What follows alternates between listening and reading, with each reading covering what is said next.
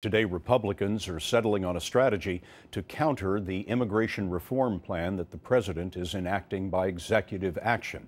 That plan will allow millions of people in this country illegally to avoid deportation. Nancy Cordes tells us that Republicans are planning to use the power of the purse. The top idea is to use next week's government funding deadline to send a message to the president. House Speaker John Boehner wants to fund the entire government through next fall, except for the Department of Homeland Security, which implements immigration policy. That agency would only get funded for a few months, giving Republicans a chance to make targeted immigration cuts once they control all of Congress come January.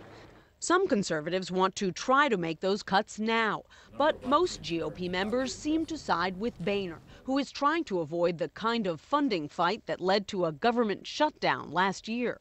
I think they understand that it's going to be difficult to take meaningful action as long as we've got Democrat control in the Senate.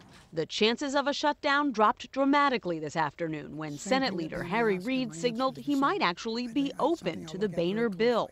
I think it's a shame that they're not going to include a very important Homeland Security appropriation bill, but I understand why they're doing it. It's rare for a leader to give way this early, but truth be told, Scott, Congress has been funding the government in fits and starts for the past few years anyway. So a bill that funds almost the entire government through the end of the fiscal year might actually represent an improvement. Nancy Cordes at her post on Capitol Hill. Nancy, thanks very much.